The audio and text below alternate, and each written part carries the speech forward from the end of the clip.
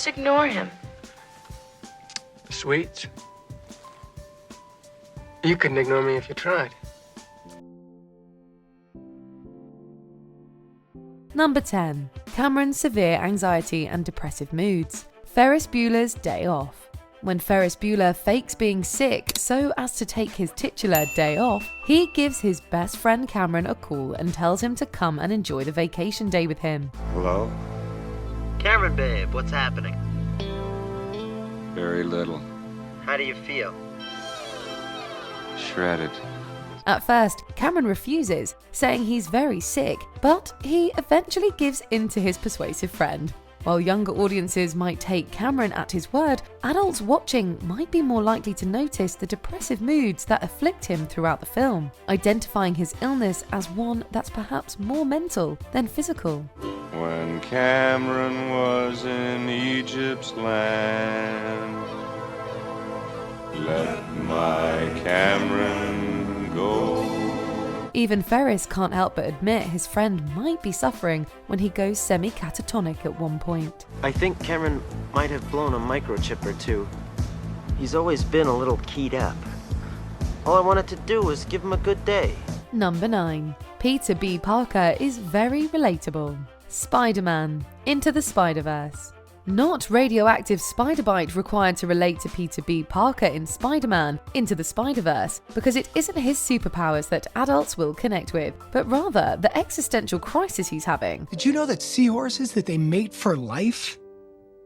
Could you imagine a seahorse seeing another seahorse and then making it work? When he was younger, he was out there falling in love and saving the world. Anything was possible. But as life got harder and bad times hit, his optimism waned, and so did his faith in his path. I broke my back, a drone flew into my face, I buried Aunt May, my wife and I split up, but I handled it like a champion.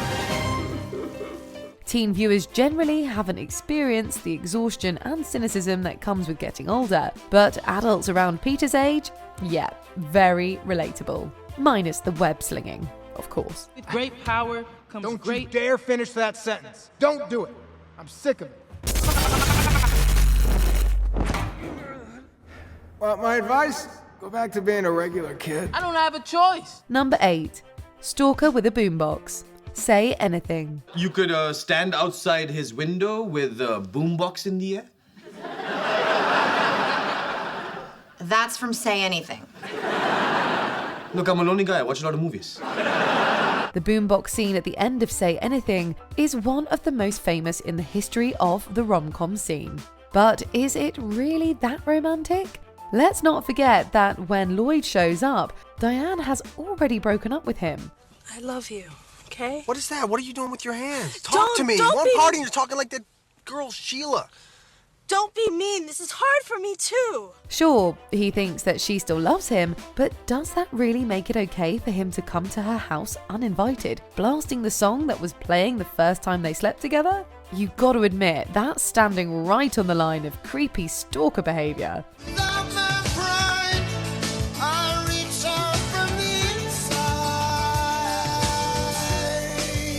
Number 7. Depression surrounds Ladybird. Ladybird.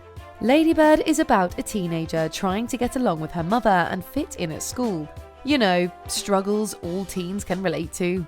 However, adults taking a wider look at the film may notice broader themes, like the mental illness in the adults around our protagonist. There are the obvious examples, such as Ladybird's dad, who is on medication to treat his depression. Is Dad depressed? Why do you ask that? The pills, they have Dad's name on them. Dad's been struggling with depression for years. But there are also subtler insinuations, such as Father Leviatch, who can be seen crying at one point. I'm sorry. I'm sorry. Ladybird's mother certainly has her own struggles as well, dealing with her husband's mental health and the family's financial woes. Your father doesn't have a job. He lost his job. Do you need him to come in here and explain that to you? Of course, he probably wouldn't anyway. He's Mr. Nice Guy. Ladybird herself remains mostly unaware of the adults around her, so it makes sense that younger people audiences might as well. Number 6. The Lorings. Juno. Jennifer Garner and Jason Bateman play Vanessa and Mark Loring, the couple hoping to adopt Juno's baby in the 2007 hit film. I was born to be a mother. Some of us are. How about you, Mark? Are you, looking forward to being a dad? Betcha. Yeah. From a teen perspective, it's probably easy to see Vanessa as a nagging wife trying to control her husband, while Mark is the cool guy who loves music and relates better to younger people. Vanessa gave me my own room for all my stuff. She gave you your own room in your whole house for your stuff? Wow, she's going on a long leash there, Mark. But, seen from the perspective of an adult, things look quite different. Rather than a nag, Vanessa is the grown-up in the relationship, mature and desperately ready to be a mother. We're ready. We've read the books. We've taken all the classes. We have a nursery that is completely... Vanessa, I know we're prepared. I'm just wondering if I'm ready. Mark, on the other hand, is a confused and immature man-child, a point the film also plays out visually, with the character dressing more and more like Juno as the film progresses. Your shirt is stupid. Grow up. If I have to wait for you to become Kurt Cobain, I'm never gonna be a mother. Number 5. Were they too mean to Regina? Mean Girls. As the leader of the Plastics, Regina George is the meanest of them all, and naturally, we want to see her pay in some way. Oh, this is Susan from Planned Parenthood. I have her test results. If you could have her give me a call as soon as she can. It's urgent. Thank you. She's not going out with anyone. So, when the other girls turn the tables on her, it's easy for us to believe she's getting her karma. Flash forward a few years down the line into adulthood, and the question that comes up is, were they too mean to Regina? Somebody told him about Shane Oman. Who? He said some guy on the baseball team. Baseball team? I gave him everything. While some might point to the expression an eye for an eye, the one that seems more appropriate is, two wrongs don't make a right. Gina, you're wearing sweatpants. It's Monday. So? So that's against the rules, and you can't sit with us. There's no doubt the fact that Regina needed to be knocked down a peg or two, but in doing so, the other girls just become Reginas themselves.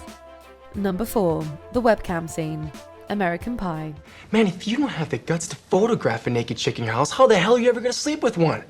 I don't like the kid, but he's got a point, Jim. For obvious reasons, the American Pie webcam scene was a seminal movie moment in the lives of the younger generation in the late 90s. But watch it now and your reaction might not be the same. It's more than just a super duper creepy non-consensual voyeurism of the whole thing. All you gotta do is set up some sort of private link or whatever on the net and tell me the address. You can send me the address too. I'll save you a seat.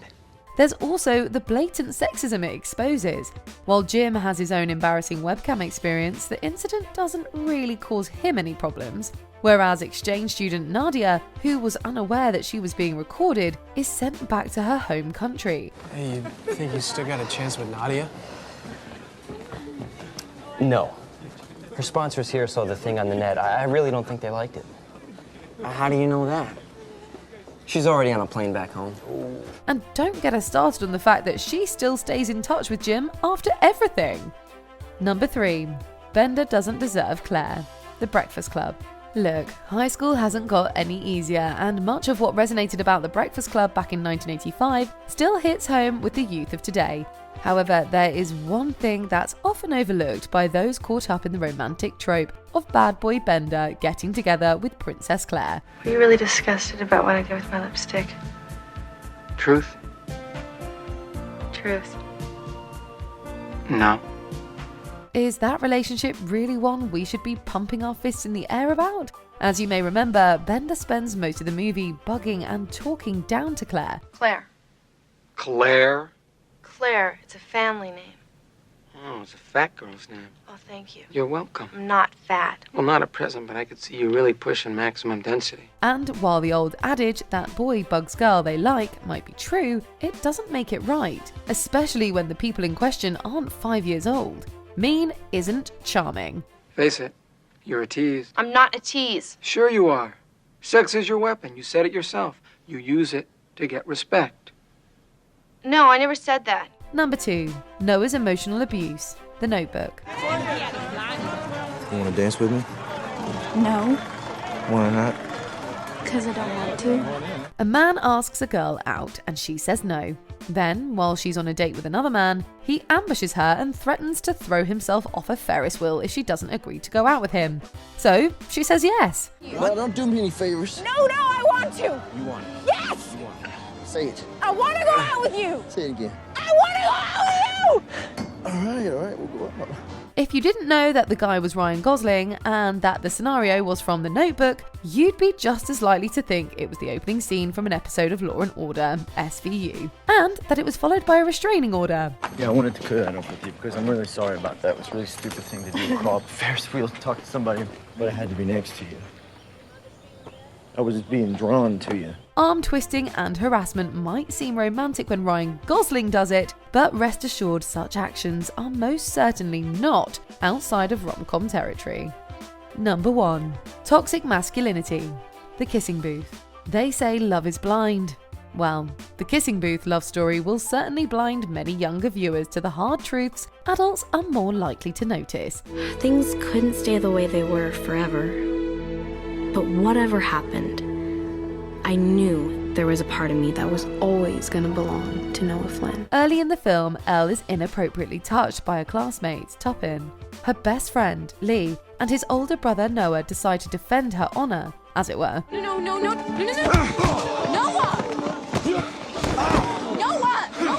Stop! Noah, you crazy! She then agrees to go out with Toppin, but he stands her up because jealous Noah has declared her off limits. Elle isn't so much a full-fledged character as she is something to be gawked at, protected and possessed by the men in her life. At one point, Lee even refers to her as a thing. Noah has gotten everything that he has ever wanted.